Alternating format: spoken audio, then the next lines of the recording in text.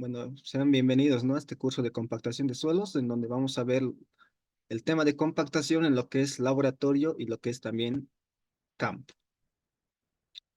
¿Ok? Bien, me presento, ¿no? Soy el ingeniero Rodrigo Román Ramos, acá está mi número de celular y el correo por si tienen alguna duda tal vez, ¿no? Respecto a este curso. Bueno, en el transcurso del avance, ¿no? Para que puedan tal vez consultarme, ¿no? Les dejo ahí como referencia. Y bueno, empezamos. Ya. Como contenido prácticamente vamos a tener una introducción, un muestreo de suelos, vamos a ver lo que es la compactación en laboratorio, viendo lo que es el Proctor estándar y el Proctor modificado.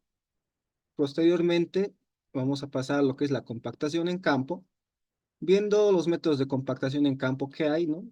Y también los ensayos que se realizan prácticamente en campo, ¿no? Para este caso, para este curso particular, vamos a ver lo que es el cono de arena y también el contenido de humedad por el método de Speedy, ¿no? Que es bastante utilizado en lo que es campo por su obtención de resultados rápido, ¿no? Pero vamos a ver cómo funciona esto, ¿no? En su momento. Y por último vamos a ver el control de compactación, ¿no? Que prácticamente tiene que, según los requerimientos del proyecto, eh, por lo general oscila entre los 90 y 95%, ¿no? De grado de compactación. ¿Ok? Pero eso lo vamos a ver en su momento. Eso también depende al proyecto. Ok, entonces, para el día de hoy prácticamente tenemos como introducción y la parte de muestreo de suelos. ¿Ok? ¿Qué es lo que vamos a prácticamente ver el día de hoy? Posteriormente, el día 2 entraríamos a lo que es la parte de compactación en laboratorio y el día 3 ya entraríamos a la parte de compactación en campo y con el control de la compactación, que es el grado de compactación o el cálculo de ese valor. ¿Ok? Bien, entonces comenzamos, ¿no? Introducción.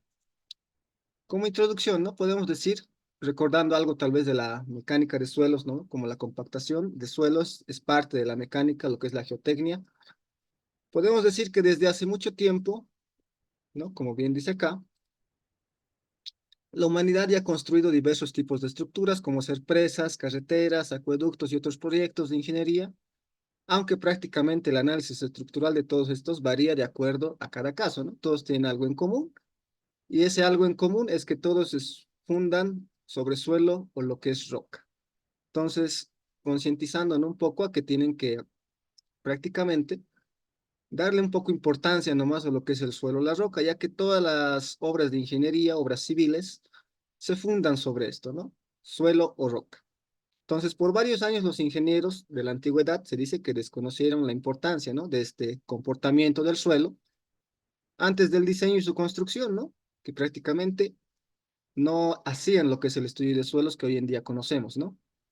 Y como consecuencia, sus estructuras prácticamente se dice que experimentaban comportamientos, tenían un efecto, ¿no? Prácticamente el suelo, como en el caso, podríamos decir, de la inclinación de la Torre de Pisa, ¿no? Que obviamente es una obra construida en 1173 y bueno, lo característico de esta torre es que se ha inclinado, ¿no? Por lo general, en aquel tiempo, para construir una estructura importante, los ingenieros solían hacer lo siguiente.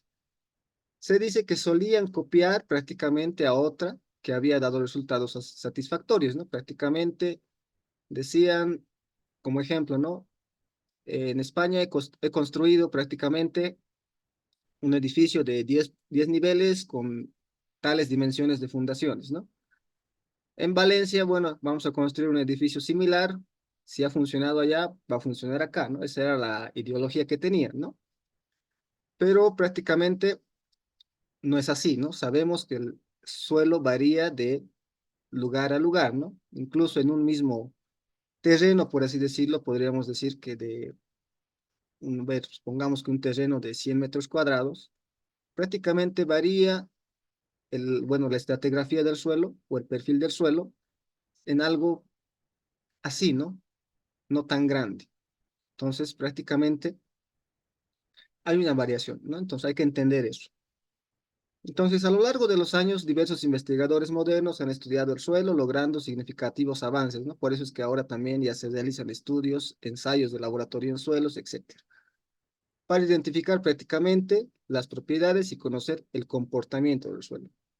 Cosa que son aproximaciones, ¿no? No podemos decir con exactitud que son esos valores. ¿Por qué? Porque el suelo es algo que ya está acá por muchos años, muchísimos años, y no es algo que el hombre ha creado, ¿no? Sino es algo que ya está acá. Entonces, lo que nosotros hacemos es aproximaciones, no es algo como el material de construcción, por así decirlo, algo como el acero estructural, tal vez, que es algo que el hombre lo fabrica y por ende podemos darle las características que queramos, ¿no? La resistencia que puede tener esa barra de acero, ¿no? No obstante, el suelo no, el suelo está ahí y prácticamente, si se tiene que construir ahí, bueno, hay que ver las posibilidades, ¿no? Que se tiene que hacer con ese material de suelo, si es reemplazarlo, mejorarlo, quitarlo, etcétera. ¿Ok? Continuamos.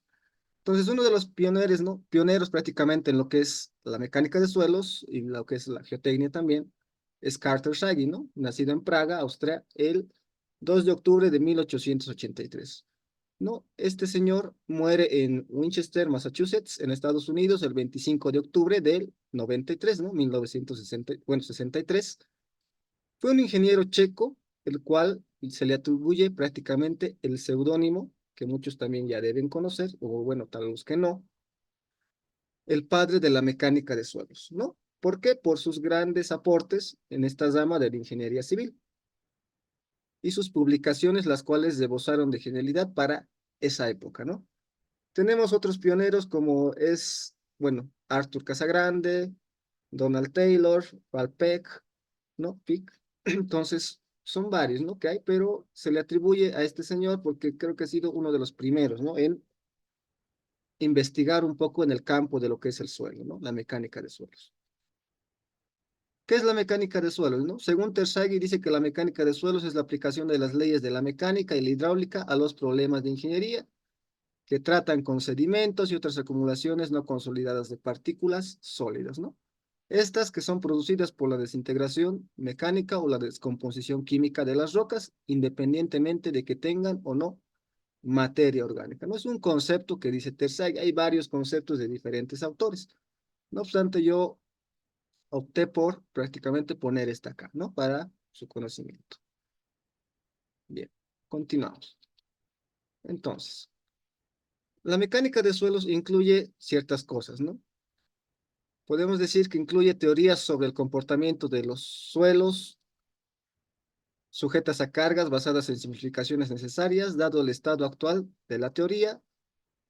Podemos decir como inciso B que consta con la investigación de las propiedades físicas de los suelos y C con la aplicación del conocimiento teórico y empírico, ¿no? De los problemas prácticos, ¿no? Entonces, estos factores son los que incluyen prácticamente la mecánica de suelos, ¿no? Son como pasos, ¿no? Podemos decir también que en la mecánica de suelos es importante el tratamiento de las muestras inalteradas y alteradas, ¿no? Que vamos a ir viéndolo más adelante. La mecánica de suelos desarrolló los sistemas de clasificación de suelos, color, olor, texturas, distribución de tamaños de partículas, bueno, tamaños y la plasticidad, ¿no? Esto según Artur Casagrande, ¿no? Entonces, el muestreo y clasificación de los suelos son dos requisitos previos indispensables para la aplicación de la mecánica de suelos a los problemas de diseño, ¿no? Entonces, ya sea que estemos diseñando lo que es fundaciones, cimentaciones, presas, caseteras, etcétera, es indispensable el estudio de mecánica de suelos, ¿ya? Tengan en cuenta eso. Bien, ahora entramos a otro que es el campo de la ingeniería geotécnica, ¿no? La ingeniería geotécnica, ¿qué es? Es una rama de la ingeniería civil que aplica los conocimientos de la mecánica de suelos, ¿no? Y de la ingeniería civil a algunos aspectos de la corteza terrestre. Generalmente se concentra solo en los materiales encontrados cerca de la superficie de la Tierra, como ser la roca, suelo y el agua subterránea. ¿Para qué? Para determinar relaciones matemáticas y empíricas útiles, como bien dice acá, ¿no? Para conocer el comportamiento de estos materiales y diseñar estructuras relacionadas a estas, ¿no? Esto según Coduto en 1998. Ok, entonces prácticamente es eso, ¿no? Y como bien dice acá, ecuaciones o relaciones matemáticas y empíricas, ¿no? No son, por así decirlo, exactas, ¿no? Son correlaciones las que se tienen. Bien. Ahora entrando un poco a lo que es el tema del curso, ¿no? Hablando algo de lo que es la compactación de suelos. Bien. Entonces, la compactación de los suelos consiste en el mejoramiento, ¿no? Como bien dice acá, de las propiedades ingenieriles del suelo, con la finalidad de obtener un suelo bien estructurado, ¿no? Entonces, prácticamente la compactación lo que hace es mejorar las propiedades del suelo, ¿no? Este mejoramiento se logra comprimiendo el suelo en un volumen más pequeño y así aumentando su peso unitario seco, ¿no? O sea, lo volvemos más denso, más duro, por así decirlo, ¿no? Si en un principio el estrato de suelo es este de acá, luego de que pasa la maquinaria, bueno, incontables veces podría decir, podríamos llegar incluso a este volumen, ¿no? O sea, que hay una diferencia, ¿no? De altura inicial con la final, lo cual logra que el peso unitario de este, en comparado con este, obviamente, este tenga mayor peso unitario seco. ¿Ok? Es una de las ventajas que tenemos en lo que es la compactación, ¿no? Por lo general, como vemos en la imagen, esta compactación se realiza en lo que es más que todo carreteras, ¿no? El diseño de pavimentos, carreteras. Continuamos. Entonces, el suelo es utilizado como un material de construcción, ¿no? Podemos decirlo, ya que es de fácil disponibilidad, uno, y por ende también es bastante económico, ¿no? El suelo es usado en la construcción de caminos, terraplenes, presas, etcétera. No obstante, requieren de un buen control de calidad, ¿no? Prácticamente se refiere a que el material que tenemos que utilizar en este tipo de obras o estructuras, bueno, tiene que ser, en el mejor de los casos, el mejor, ¿no? Pero eso también depende, ¿no? Del lugar donde estamos, ¿no? Tal vez traer material bueno desde otro lugar, bueno, del punto donde estemos trabajando, puede ser muy costoso, ¿no? Entonces, lo cual resultaría antieconómico. Entonces, mucho depende, ¿no? Dónde estemos construyendo y bueno, a veces hay que apegarse a las condiciones de la obra, ¿no? Lo que hay o el material que se tiene, bueno, de alguna manera hay que utilizarlo, pero en lo posible traten de siempre trabajar con materiales buenos, ¿no? No con los peores.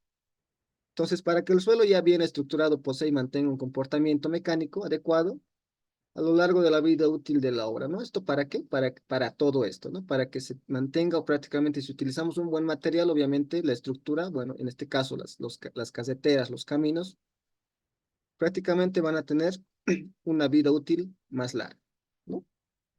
Con esa finalidad es la que pensamos, ¿no? Utilizar lo que es materiales buenos. Ventajas de la compactación. Hablando un poco, ¿no? Tenemos que la compactación permite el mejoramiento de las propiedades, tales como que aumenta la capacidad de carga, ¿no?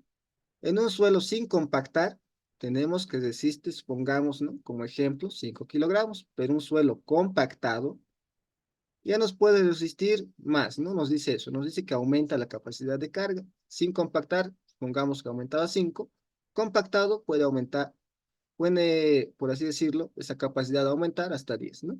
Como ejemplo, ¿no? Nada más acá, ¿no? Que compactado aumenta más peso. Otra ventaja, reduce los asentamientos del terreno, ¿no? Sin compactar puede ocurrir esto, ¿no? Que es el caso de la torre de Pisa, ¿no? Que les comentaba al inicio. Es donde la torre se ha inclinado así. Obviamente no ha colapsado, pero sí ha surgido un asentamiento y bueno, la torre se ha inclinado algo así. ¿Ok? Eso por el tema de también tal vez no compactar el suelo. Bueno, tal vez el suelo era bastante malo y bueno, necesitaba tal vez una compactación, pero no se ha dado el caso, ¿no? Entonces, como no se ha dado, bueno, ha surgido asentamientos. Pero acá vemos en esta imagen es sin compactar, esta imagen con compactación y prácticamente evitamos lo que también son los asentamientos del terreno, ¿no? Son ventajas que nos brinda la compactación. Otro, reduce la permeabilidad de suelos, ¿no? Prácticamente, si el suelo está sin compactar, prácticamente vemos que tiene todavía permeabilidad.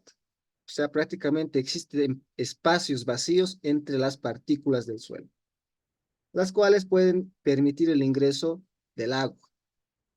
No obstante, este sin compactar, que tiene permeabilidad del suelo, y compactado, pues puede llegar a no tener permeabilidad, ¿no? A perder esa permeabilidad, ¿no? Entonces, prácticamente, si sin compactar las partículas, por así decirlo, se encuentran así, compactadas prácticamente están bien apachuzadas, ¿no?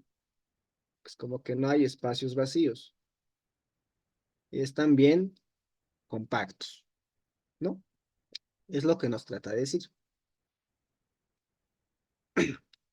Entonces, se puede decir que la compactación es una técnica simple de mejoramiento del suelo o terreno, ¿no? En la que se densifica el suelo mediante la aplicación de energía mecánica, ¿no? Este proceso implica prácticamente una reducción más o menos rápida de los vacíos, lo que les comentaba hace un momento, como consecuencia de la cual en el suelo ocurren cambios de volúmenes, ¿no? De importancia, fundamentalmente ligados a la pérdida de volumen de aire, ¿no? Entonces, prácticamente es lo que les decía hace un momento, ¿no? Que existe pérdidas de los vacíos, ¿no? Prácticamente se va perdiendo estos vacíos que hay de partícula a partícula, ¿no? Prácticamente compactado ya, como bien dices, también, o llegamos a pegar todas las partículas de suelo, ¿no? Prácticamente haciendo una pérdida de volumen de aire, ¿no? Que estos espacios vacíos se pierdan. Bien, continuamos.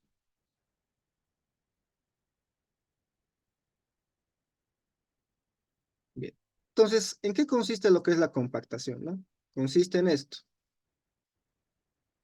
en tener estas partículas, aplicar una energía mecánica, que en este caso sería la maquinaria, en campo, en el laboratorio vamos a ver que hay el ensayo Proctor, ¿no? Cómo aplicamos la energía mecánica, lo vamos a ver el día de mañana.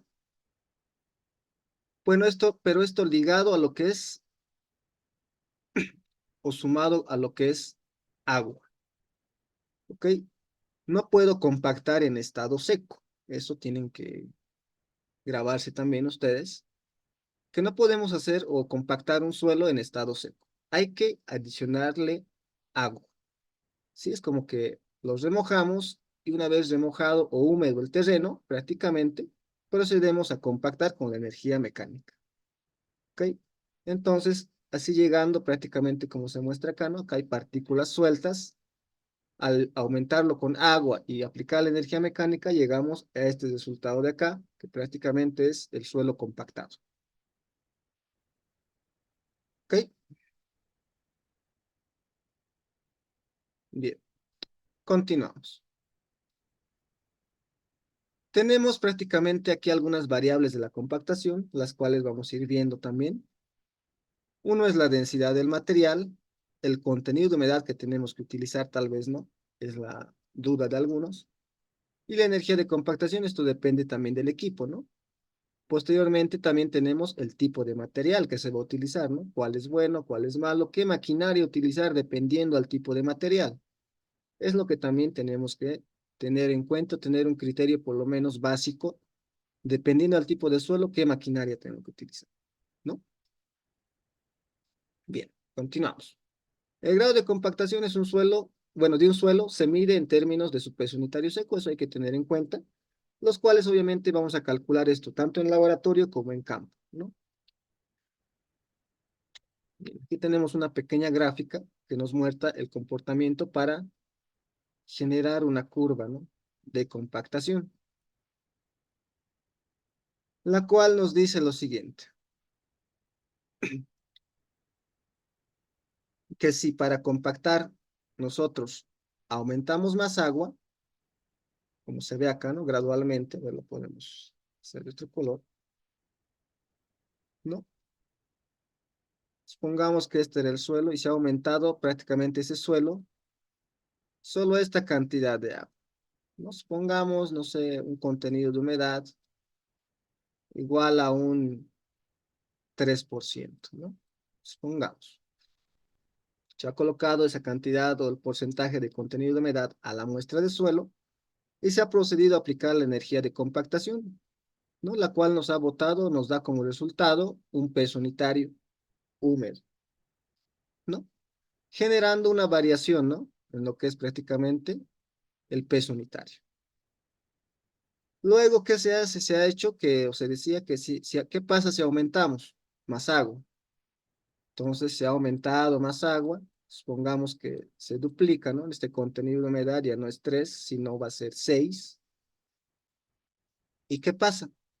Luego de aumentar más agua y prácticamente aplicar nuevamente la energía de compactación, vemos que aumenta,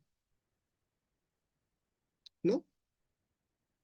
Y luego decían, ¿no? ¿Y qué pasa si aumentamos más todavía? Ah, ¿no? En este caso, la tendencia pues no es que sigue creciendo, ¿no? Sino que al aumentar o pasar tal vez a lo que es un contenido de humedad, podemos decir, tal vez igual a 9, ahí el peso unitario calculado luego de aplicar la energía de compactación empieza a reducir, ¿ok? Eso es lo que se ha llegado a entender, ¿no? Entonces, si aumentamos más agua, por así decirlo, es que la curva va a ir bajando, ya no subiendo, ¿no? A un inicio se pensaba que iba en forma ascendente, pero luego se ha aumentado más agua y bueno, bueno, dicen, ¿no? Ya que prácticamente se forma una curva, ¿no? La cual conocemos como curva de compactación, ¿ya? Entonces, a más cantidad de contenido de humedad o más agua prácticamente, el suelo ya no aumenta su densidad, sino que también la reduce, ¿ya? Bien, esto es una imagen bastante bonita. Y pasamos acá también, ¿no? Esta es la curva de compactación, hablando un poco, la cual vamos a ver prácticamente en laboratorio, obtener esta curva y prácticamente nos dice que la densidad seca máxima es el pico, ¿no? De esa curva generada, la cual por lo general varía también, ¿no? O algunos manejan lo que es una curva con un grado 2, otros con grado 3 y puede llegar también hasta grado 4. Dependiendo, bueno, prácticamente se usa el grado que mejor por así decirlo, se alinee, ¿no? Con los puntos de compactación. Eso lo vamos a ver más adelante cuando les vaya explicando el ensayo del Proctor modificado, bueno, la siguiente clase. ¿Ok? No obstante, acá tenemos como un esquema en donde prácticamente del Proctor podemos tener, o en laboratorio, tener la densidad seca máxima y la humedad óptima. Son los dos valores más importantes que nos va a botar ese ensayo, ¿no? Como tenemos acá densidad seca máxima o la humedad óptima, resistencia y rigidez, y también baja permeabilidad a esta densidad, ¿no? Entonces lo que queremos es esta densidad seca máxima, ¿no? Que queremos obtener, ¿no? Luego podemos hablar algo también de acá, de la curva de saturación, ¿no? También existe una curva de saturación, donde prácticamente acá el suelo se encuentra con un grado de saturación menor al 100% y cuando pasamos esta curva, bueno, o ya llegamos acá, ya es mayor al 100%, se dice que es imposible, ¿no? Pero esta curva es cuando ya está saturada al 100%, ya se genera esta curva de saturación, ¿no? Cuando está muy saturado el suelo, ¿ya? Entonces se puede obtener también la curva de saturación mediante esta ecuación, calculando los pesos unitarios saturados, ¿no? Para poder graficarlos en función o versus lo que sería prácticamente la humedad, ¿no? O el contenido de humedad. Entonces vemos que esta curva de saturación corresponde al 100% de la saturación y todos los puntos deben quedar, bueno, de compactación, ¿no? Que no están saturados al 100% deben quedar a la izquierda de la curva de saturación, ¿no? Entonces se recomienda eso, ¿no? Que los puntos de compactación, estos de acá, que vamos a ir viendo, que se va a calcular, por lo general son, bueno, 5 a 4 puntos los que se ubica Y esos puntos tienen que estar debajo, o esta curva tiene que estar prácticamente debajo de la curva de saturación, no sea prácticamente al lado izquierdo, ¿no? Eso también tienen que corroborar, ¿no? Al momento de realizar.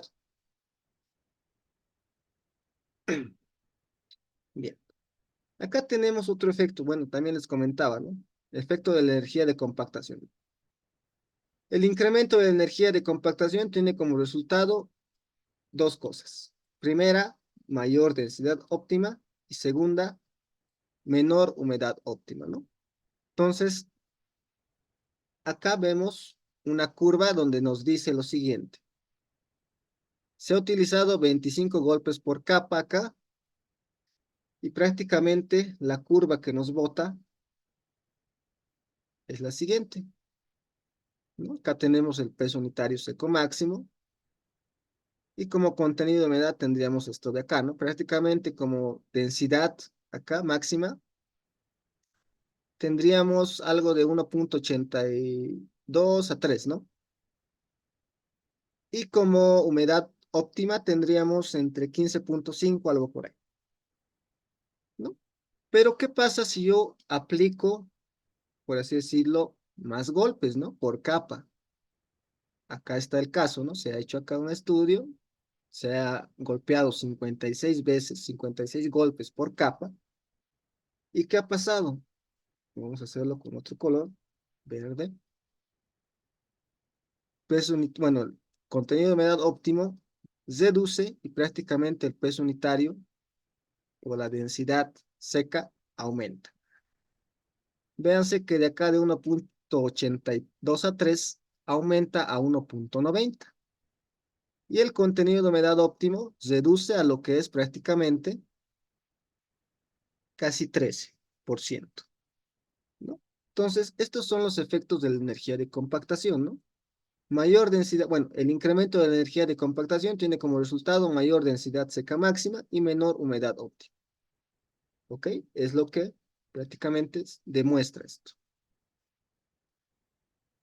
Continuamos, ¿no? Acá tenemos otra gráfica. Y esto hace referencia también, ¿no? A lo que es prácticamente la compactación estándar y la compactación modificada, ¿no? Se tienen los ensayos de compactación prácticamente el Proctor estándar y el Proctor modificado.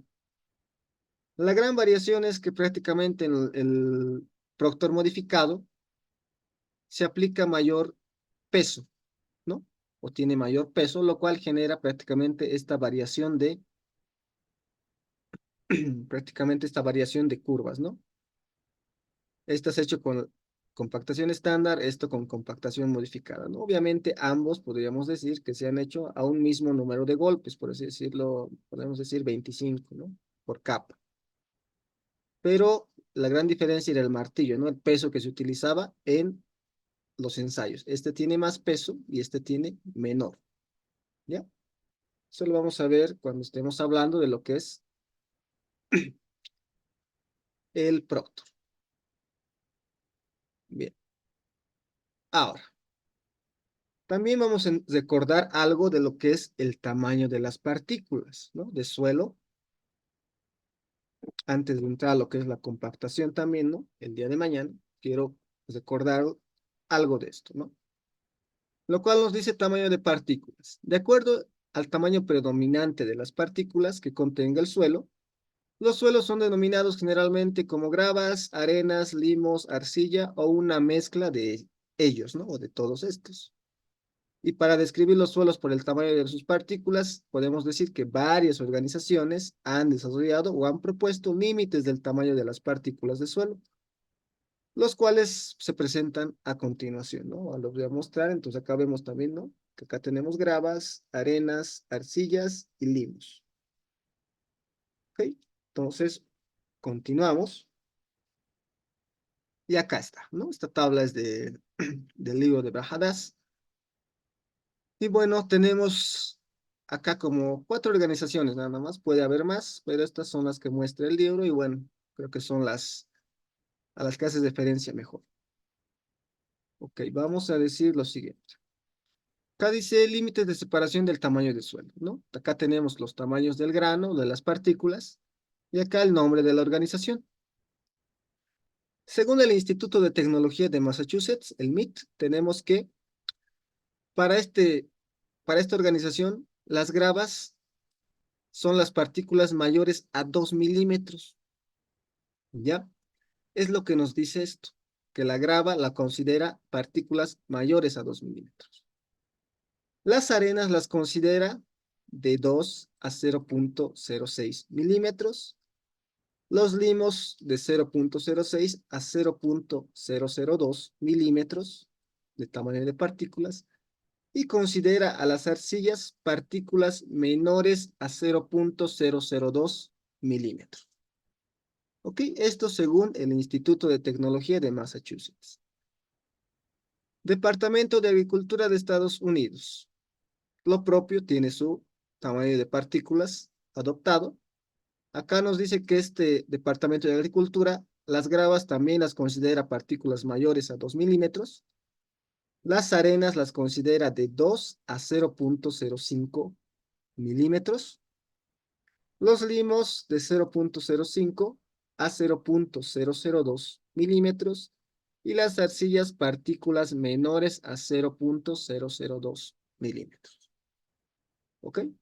Luego tenemos a la Asociación Americana de Carreteras Estatales y Oficiales del Transporte, lo cual generalmente conocemos como la AASHTO, ¿no?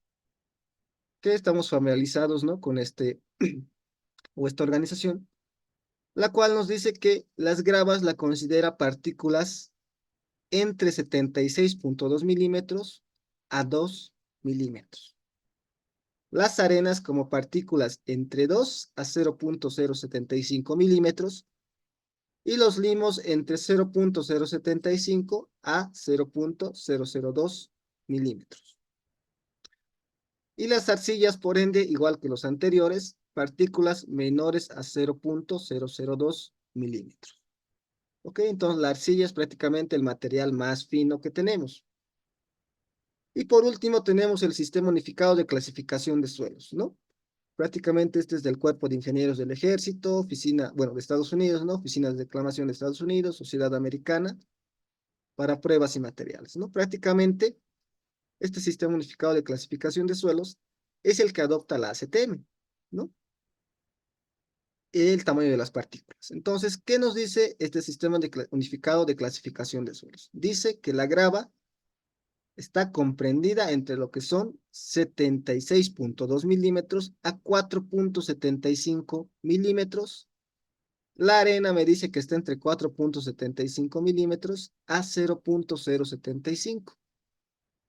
Y los finos nos dice, como limos y arcillas, que son partículas menores a 0,075 milímetros, ¿no? No nos delimita acá la arcilla, pero cuando muchas veces se requiere o se quiere saber por lo general el porcentaje de arcillas, se opta por esta, ¿no? De acá, que es partículas menores a 0,02.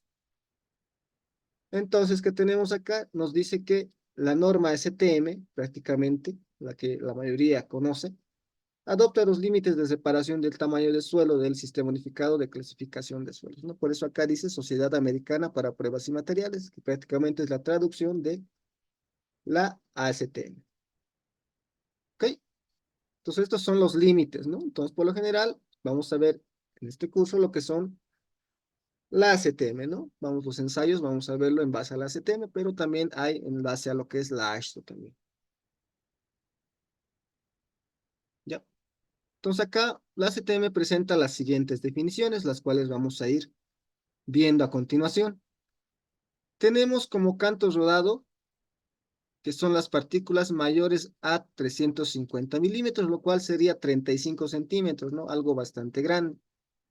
Acá vemos también, ¿no? Una pala y vemos en comparación de la pala que son obviamente partículas mayores a 35 centímetros. Posteriormente tenemos los guijarros o bolones. Son partículas con tamaño comprendido entre 76 a 350 milímetros, ¿no?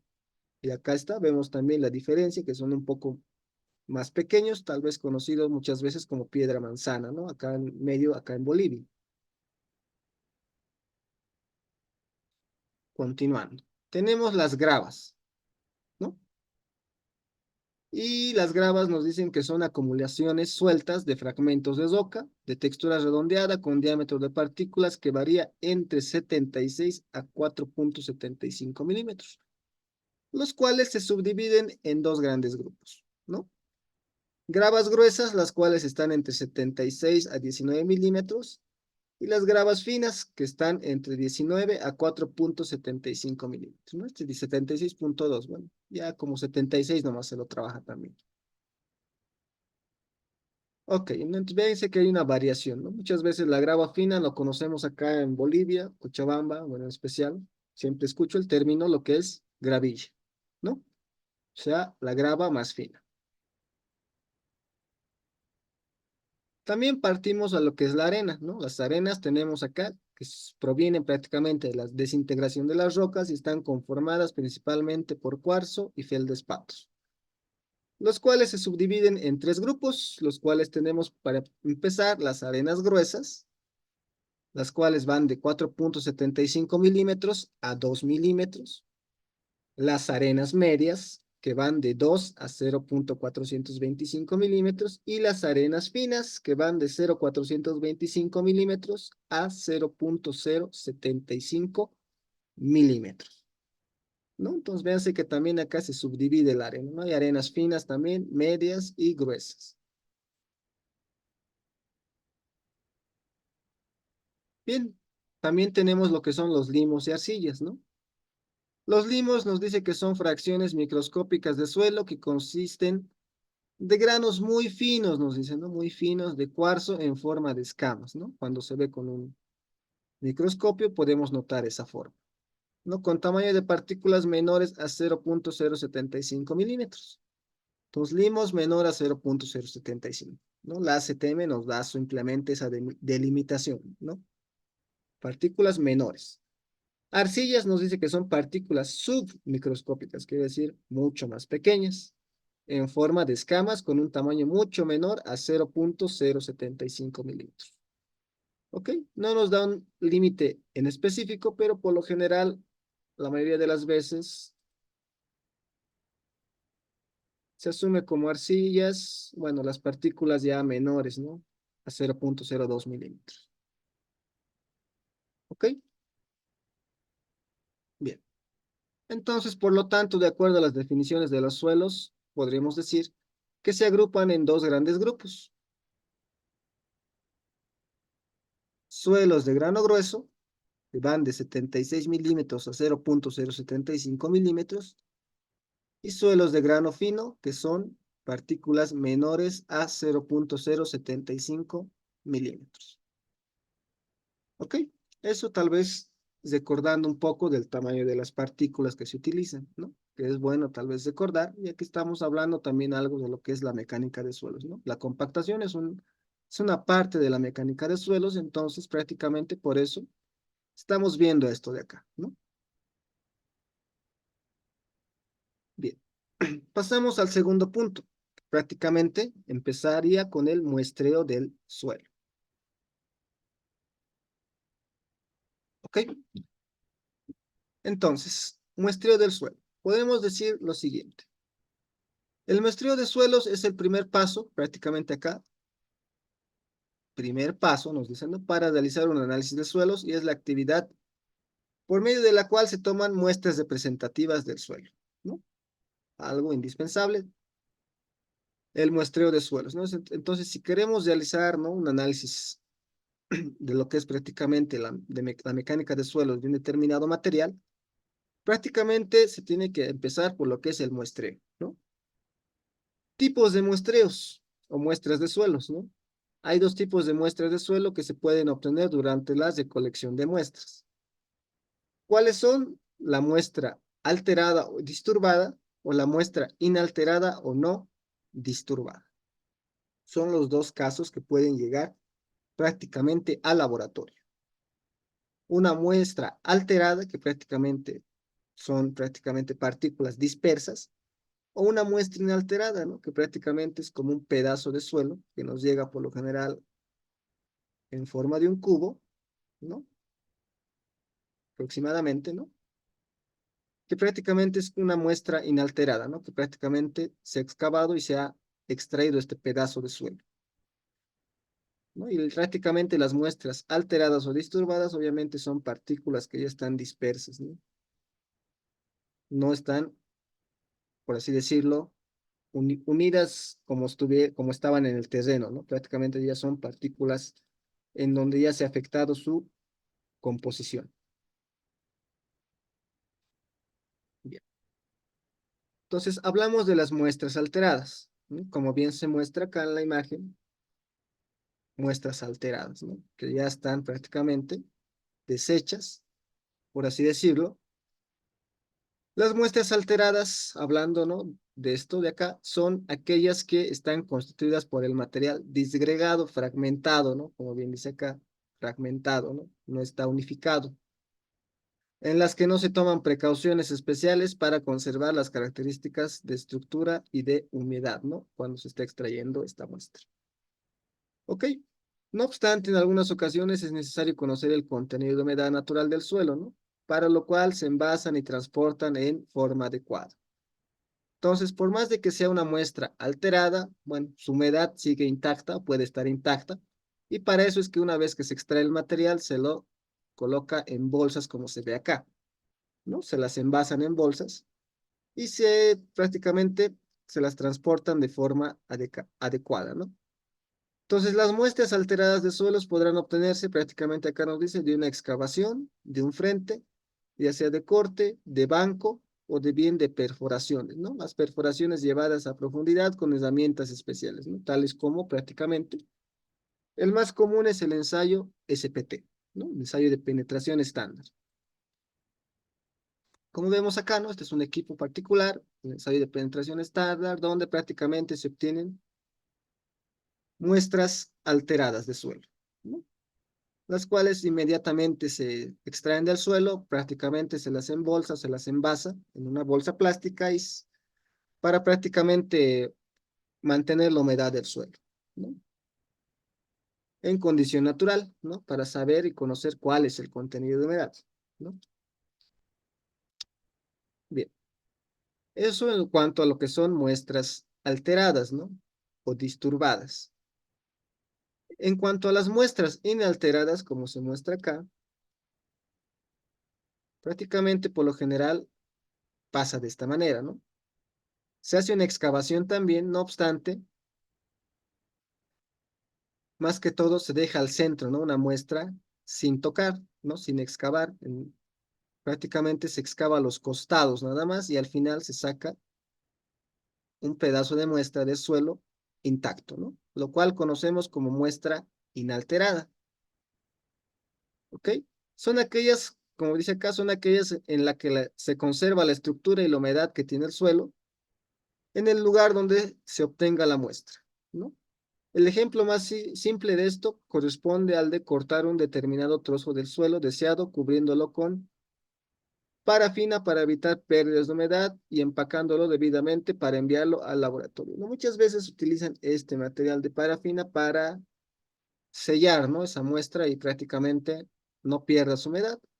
No obstante, muchas veces también se utiliza envases plásticos, ¿no? Pero como se ve acá, son varios, ¿no? No solo uno. Se utiliza, no solo empaca con unos, no sé, 5 o 6 veces se lo envuelve, hasta que bueno, nos cercioremos de que está bien sellado, ¿no? Prácticamente que no está ingresando nada de aire para que altere, por así decirlo, la humedad de este pedazo o trozo de suelo. ¿Ok? Las muestras inalteradas se obtendrán solamente de suelos cohesivos, eso también cabe recalcar.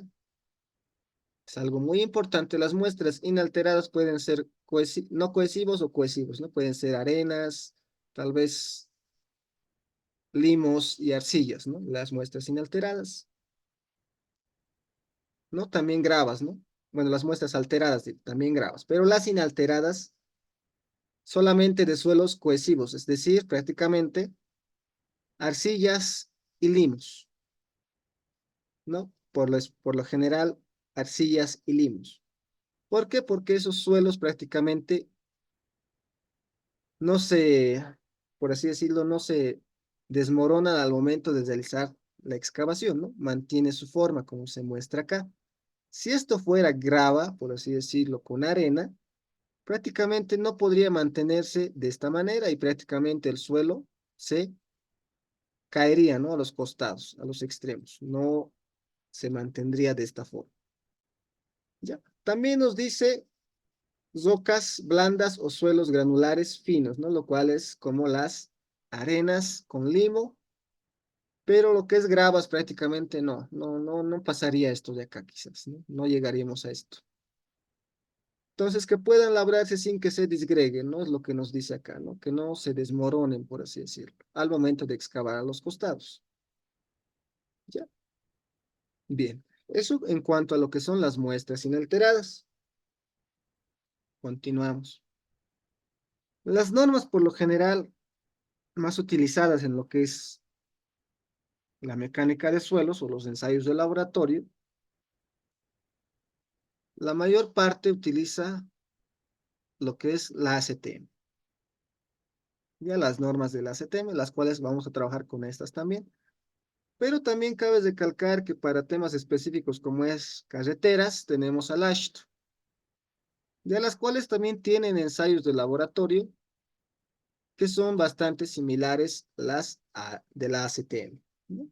Tiene también lo que es muestreo de agregados, tiene también el Proctor, el cono de arena, ¿no? Entonces, prácticamente son similares, ¿no? No, ¿para qué decir que son muy distintos? ¿No? Son bastante similares, ¿no? Entonces, la AASHTO prácticamente es la Asociación Americana de Carreteras Estatales y Oficiales del Transporte, ¿no? Norma para el cálculo, diseño vial, protocolos de pruebas y directrices que se utilizan en el diseño y construcción de carreteras en todo Estados Unidos para empezar, ¿no? ¿Por qué? Porque esta norma es de Estados Unidos, las cuales se han ido adoptando prácticamente en toda América y bueno, Latinoamérica también, lo que es Bolivia, también utiliza esta norma para lo que es el diseño de carreteras también, ¿no? Es una referencia bastante buena, ¿no? Entonces, que utilizamos de los americanos de Estados Unidos, ¿no? Entonces, varios nos dicen, no, no solamente Estados Unidos, sino también el mundo, ¿no? Es una referencia mundial. Luego tenemos prácticamente la ACTM, ¿no? La Sociedad Americana para Pruebas y Materiales. Es una norma sobre el control de calidad de los materiales, procedimientos para hacer las pruebas a los materiales en la construcción, entre otros, ¿no? Entonces, no solo está enfocado a lo que es la construcción, sino también tiene en otros ámbitos, ¿no? Lo que es ensayos de laboratorio, ¿no? No solo para lo que es la construcción. Ok, entonces tenemos acá, bueno, por lo general, lo que vamos a ver ahora es la ACTM, ¿no? Prácticamente los ensayos de laboratorio vamos a hacerlo en base a la ACTM. Bien. Hablando también algo de lo que es el muestreo, obviamente tenemos que hacer luego el cuarteo de muestras, ¿no? Antes de empezar prácticamente a lo que sería eh, empezar a realizar los ensayos de laboratorio, ¿no? Entonces tenemos que hacer un cuarteo de muestras, para los cuales prácticamente vamos a ver unos 3 métodos, ¿ok? Entonces, el cuarteo de muestras. Procedimiento del ensayo. Esto vamos a verlo en base al ACTM C702, pero obviamente tenemos 3 métodos, ¿no? Que nos muestra esta norma, que es el método A, prácticamente el del separador mecánico.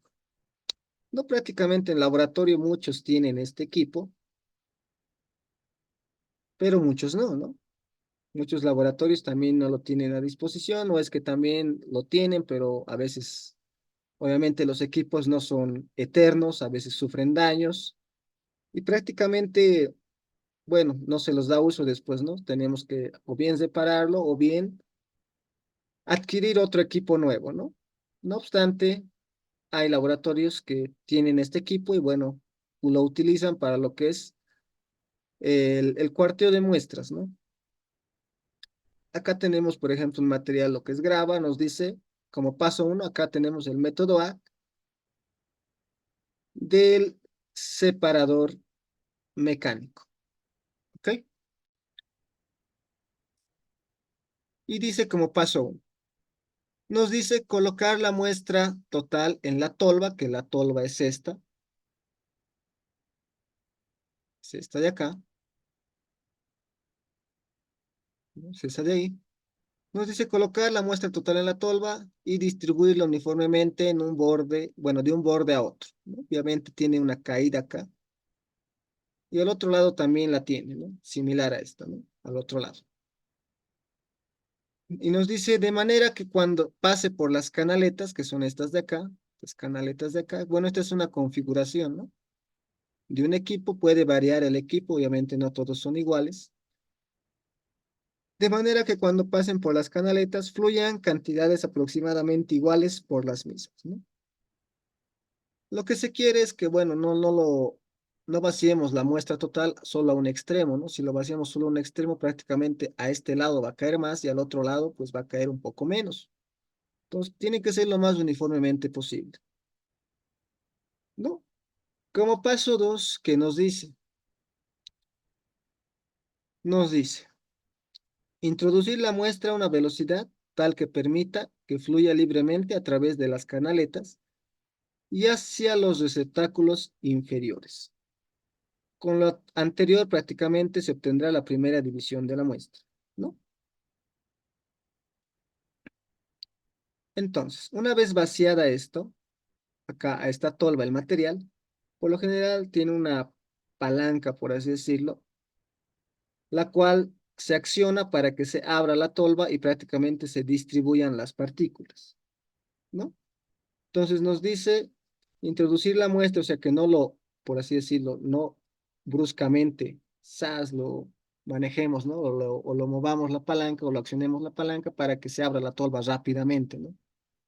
Nos dice introducir la muestra a una velocidad tal que permita que fluya libremente, o sea, no lo tenemos que hacer tan rápido, ¿no? El accionamiento de esa palanca, sino un poco lento, ¿no? ¿Para qué? Para que las partículas fluyan con tranquilidad y no se saturen, por así decirlo, al pasar por las canaletas, ¿no?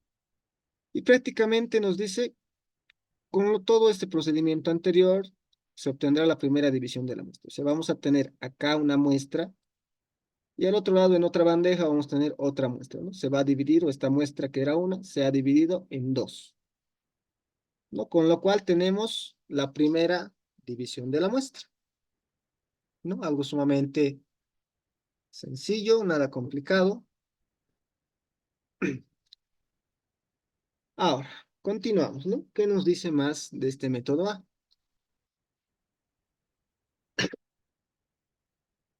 Nos dice, como paso 3, nos dice retirar el material de uno de los receptáculos y reservar esta porción de material, y bueno, receptáculos y reservar, ¿no? Esta porción de material se puede utilizar posteriormente para realizar reducciones para otros ensayos cuando sea necesario. Ok, ¿qué nos dice?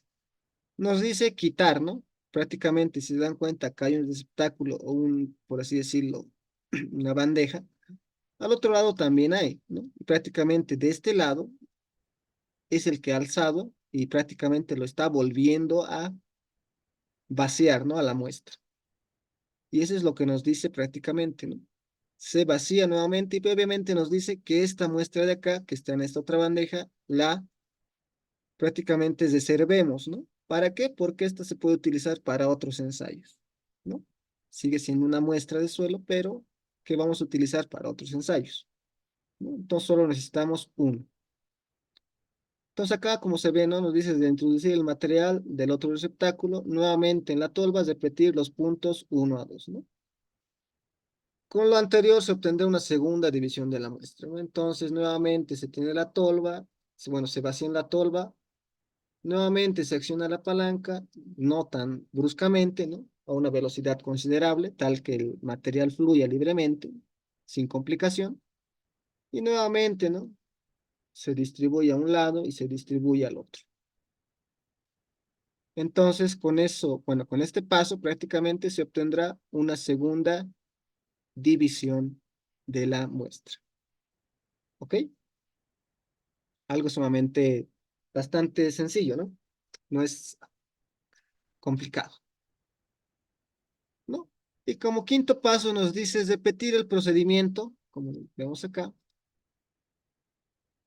repetir el procedimiento de los puntos 1 a 4 cuantas veces sea necesario. Esto tienen que, bueno, tenerlo bien en claro, ¿no? No nos está diciendo solo repetirlo 2, 3 veces, ¿no?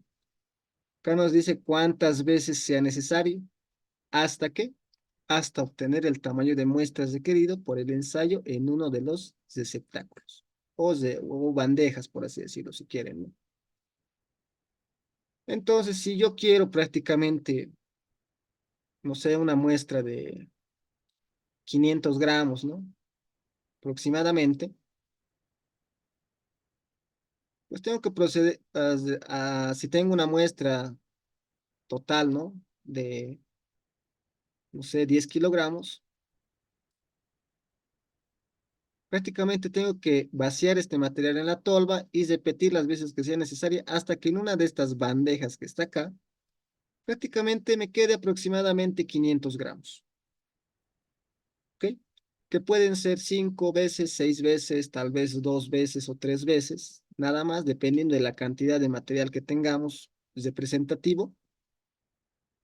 Entonces se va a realizar de esta manera, ¿no? Entonces es algo sumamente bastante sencillo, ¿no? Entonces puede llegar a ser 3 veces, 2 veces, 5 veces, ¿no? Pero la cuestión es parar cuando tengamos la muestra, bueno, aproximadamente la cantidad requerida para realizar un ensayo, ¿no? En este caso, como ejemplo, estoy colocando 500 gramos. Cuando tengo 500 gramos, paro, ¿no? De hacer prácticamente este cuarteo de muestras, ¿no?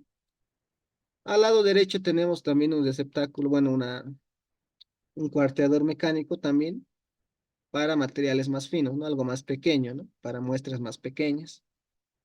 Fíjense que la configuración sigue siendo casi la misma en teoría, pero es más pequeño, ¿no? Para cantidades más pequeñas de muestra. ¿Ok? Entonces eso sería prácticamente el muestreo bueno, el cuarteo de muestras, prácticamente por el método A, ¿no? Que prácticamente es el cuarteador mecánico.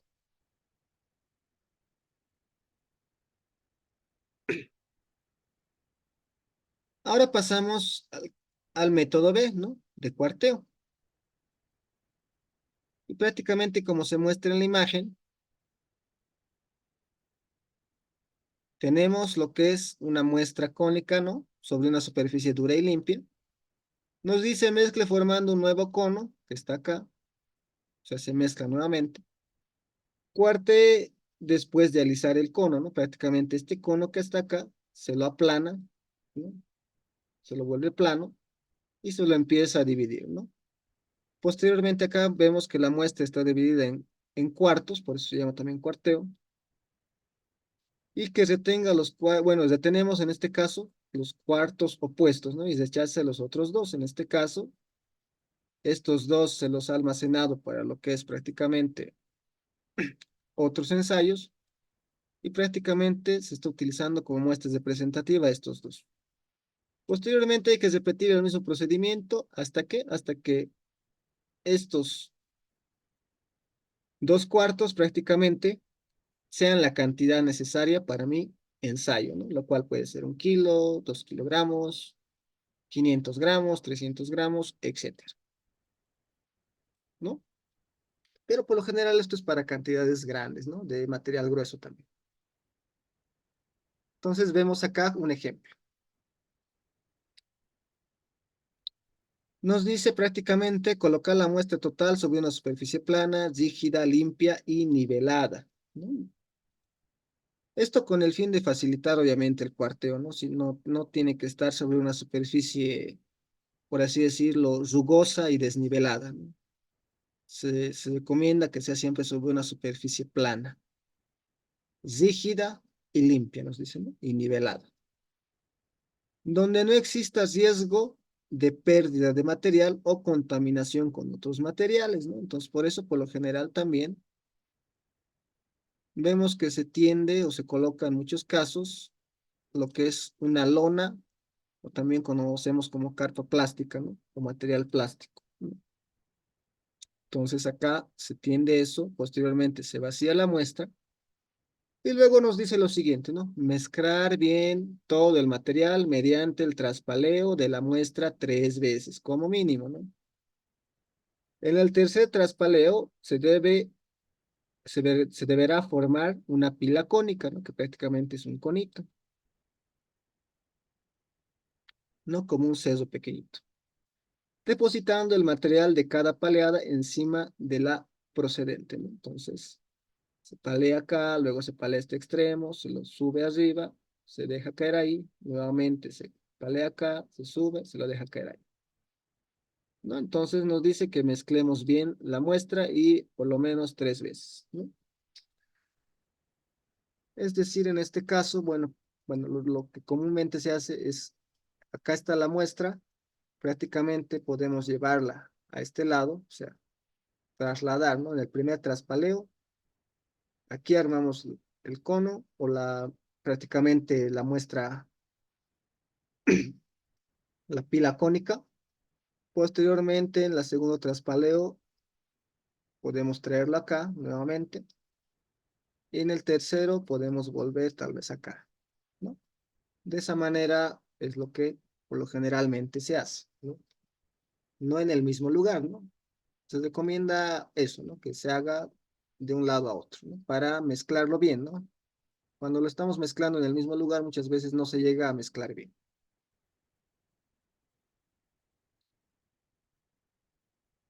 Posteriormente, ¿qué nos dice? Nos dice, como paso 3, aplanar cuidadosamente la pila cónica.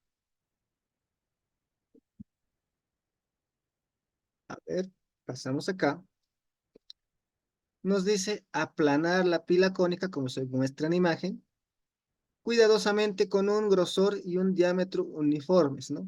Nos dice acá, diámetro uniformes. Presionando hacia abajo la punta de la pila, utilizando lo que es la pala, en este caso por lo general utilizamos una pala, de modo que cada cuarto de la pila aplanada resultante contenga el material original en ella, ¿no?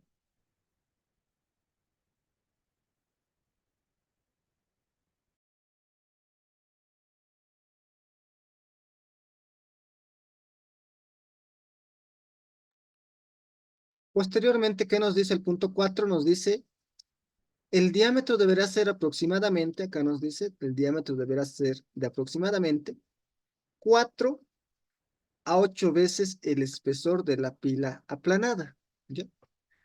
Eso tienen que tomarlo en cuenta, ¿no? Es lo que nos especifica la norma también como recomendación. Entonces, supongamos que a ver, este, esta pila cónica aplanada tiene, supongamos, 5 centímetros de espesor. ¿Cuánto tendría que ser? 4 veces a 8 veces, 4 veces como mínimo sería un diámetro de 20, ¿no? 8 veces sería 5 por 8, 40, ¿no? Tendría que ser prácticamente como máximo, podríamos decir, un diámetro de 40 centímetros, ¿no? Nada más, ¿no? Como prácticamente una recomendación que nos dice, ¿vale? Pasamos al siguiente punto, que nos dice el punto 5. Nos dice, dividir la muestra aplanada en 4 cuarteos iguales, haciendo uso de la pala, teniendo cuidado de incluir en cada cuarto todo el material fino que le corresponde a dicho sector. Se deberá hacer uso de una brocha o escoba para separar completamente el material fino de cada cuarto. Obviamente, acá vemos cómo lo ha dividido todo esto en 4 partes iguales.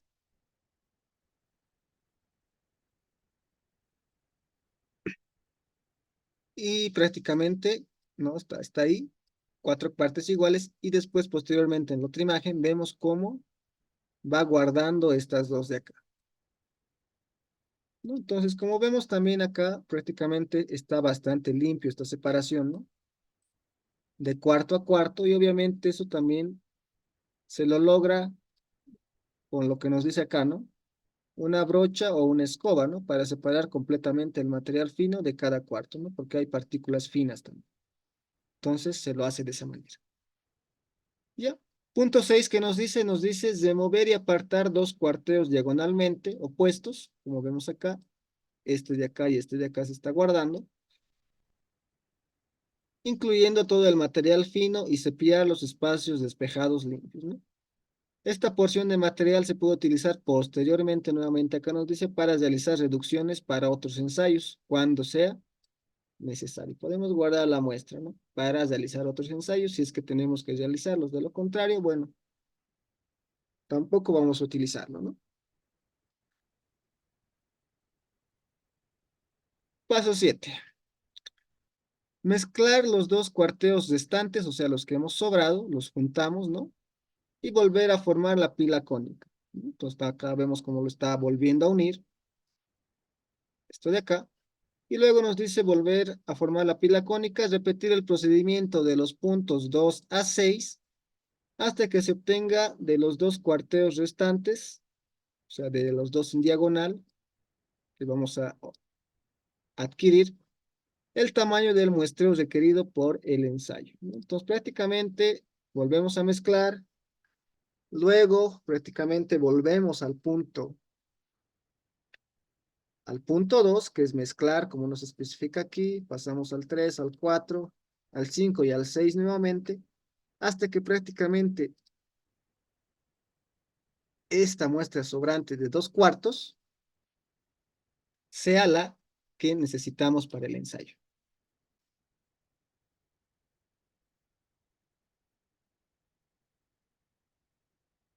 ¿Ok? Entonces, véanse que esto es cuando no tenemos un cuarteador mecánico, ¿no? En el cuarteador mecánico prácticamente era utilizar, ¿no? El cuarteador. En este caso es algo más manual incluso, ¿no? Esto cuando no hay un cuarteador mecánico. O cuando se está realizando varios ensayos a la vez y bueno, tal vez está ocupado el cuarteador mecánico y bueno, utilizamos este método también, ¿no? Para ganar tal vez algo de tiempo. Bien, continuamos. Bien, ese era prácticamente el método B. Ahora prácticamente vamos a pasar al método C, el cual se denomina pila cónica, solo agregado fino húmedo, nos dice. ¿Ok? Entonces, solo para materiales finos húmedos, ¿no? Es lo cual nos recomienda esto. No lo hagamos para materiales gruesos, como serían las gravas y mezcladas con arena, tal vez, ¿no? Pero más que todo, nos dice esto para materiales finos. Cuando tenemos o bien un material como muestra, podría ser arcilla con limo o limo con arena o una mezcla de esos tres, ¿no? Arena con limo y arcilla. Un material fino húmedo. ¿Ok? Entonces nos dice como paso 1, colocar la muestra total del agregado fino húmedo sobre una bandeja. Entonces, primer paso, ¿no? Colocamos este material fino húmedo sobre una bandeja o bien sobre una superficie limpia, ¿ya? O bien sobre una superficie limpia y nivelada, ¿no? Recomendada otra vez, donde no habrá pérdida del material ni contaminación con otros materiales.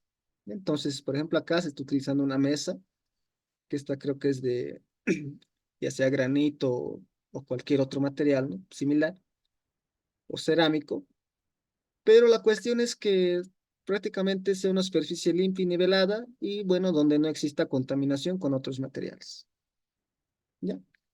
Paso 2 nos dice mezclar bien todo el material mediante el traspaleo de la muestra 3 veces, ¿no? Nuevamente acá se está utilizando una cuchara metálica, ¿no? Pequeña para prácticamente mezclar el material, ¿no?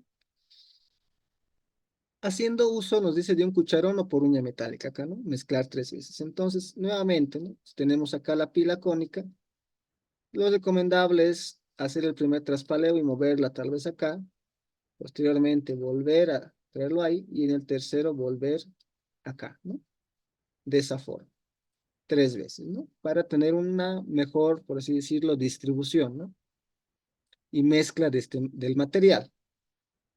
En el tercer traspaleo nos dice se deberá formar una pila cónica depositando el material de cada toma de material encima de la precedente, ¿no? Entonces, en el tercer traspaleo, nuevamente formamos la pilita cónica, ¿no? Que se muestra ahí, para pasar lo que es al tercer paso.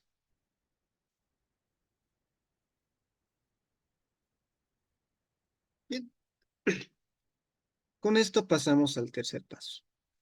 ¿Qué nos dice? Si se desea aplanar cuidadosamente la pila cónica con un grosor y un diámetro uniformes, presionando hacia abajo la punta de la pila de modo que cada cuarto sector de la pila resultante, prácticamente la pila aplanada, contenga el material originalmente en ella, ¿no? En acá nos dice, pero si se desea, ¿no? Eso también tienen que entender. Si se desea aplanar, nos dice cuidadosamente, ¿cómo? Como hemos visto anteriormente, ¿no? Teníamos esta muestra ahí, ¿no? Y prácticamente tenía un espesor y lo dividíamos en 4, ¿no? Entonces, si queremos, podemos hacer eso, nos dice. El paso 3 nos dice eso. Si queremos, podemos hacer eso y obviamente distribuirlo, ¿no? No obstante, el punto 4 nos dice obtener una muestra para cada ensayo mediante la selección de al menos 5 incrementos de material en ubicaciones aleatorias de la pila en miniatura utilizando cualquiera de los dispositivos de muestreo. ¿Qué me quiere decir esto? Que prácticamente yo tengo la pila cónica acá y yo, a ver, puedo hacerlo con otro color. Paleo acá, saco esta muestra con la cuchara, la llevo a la balanza. Paleo de este otro lado, saco esa muestra, la llevo a medir a la balanza. Paleo del otro lado y la llevo a la balanza. Así sucesivamente quitando partes de la pila cónica, ¿no? Y nos dice al menos 5 incrementos, ¿no? De material en ubicaciones aleatorias de la pila en miniatura, ¿no? Utilizando cualquiera de los dos dispositivos de muestreo. Ok, entonces vemos acá que está haciendo lo que les especifico, ¿no? Palea, lo lleva ahí, palea de otro lado, lo lleva ahí, a la balanza con donde está la bandeja, palea igual y lo lleva ahí. 5 veces mínimamente, ¿no? Hasta obtener prácticamente el tamaño de muestra que queremos. Nuevamente se repite el proceso. No obstante, las paleadas obviamente cada vez van a ser un poco de menor cantidad, ¿no? Al inicio puede ser cantidades bastante grandes, luego va a reducir un poco y bueno, ya que es una pila cónica pequeña también, pues vamos a obtener muestras pequeñas también, ¿no? De este material fino, como 500 gramos, 300 gramos, y prácticamente cuando obtenemos esa cantidad en la balanza, pues es donde ya paramos, ¿no? Prácticamente el muestreo, ¿ok? Ese sería el método C, ¿no? Hemos visto prácticamente el método C, estamos viendo el método B, ¿no? Que es para materiales, cualquier tipo de material, y hemos visto también el método A, ¿no? Vamos acá del separador mecánico, ¿ok? Bien, bien, eso sería por el día de hoy. Muchas gracias por su atención. Y el día de mañana prácticamente ya estaríamos entrando a lo que es, a ver, ¿dónde estamos acá? Acá está, ¿no? El día de mañana, en la segunda sesión, estaríamos entrando a lo que es compactación en laboratorio, ¿ya? Donde prácticamente vamos a ver la parte teórica y obviamente vamos a hacer algo práctico también, ¿no? No me gusta siempre dejarlo algo teórico nomás. Vamos a ver, bueno, algo práctico, un ejercicio también, tal vez en el Excel, realizarlo ahí y prácticamente tener ahí, obtener resultados, ¿no? Y el día miércoles, como última clase, estaríamos viendo la compactación en campo, ¿no? A ver cómo nos da el tiempo también el día de mañana, tal vez ya podríamos ingresar también, ¿no? Por lo menos tal vez saber métodos de compactación en campo, ¿ok? Pero bueno, La idea es por lo menos acabar compactación en laboratorio el día de mañana. ¿Ok? Listo. Eso sería el día de hoy. Tal vez ha sido algo teórico.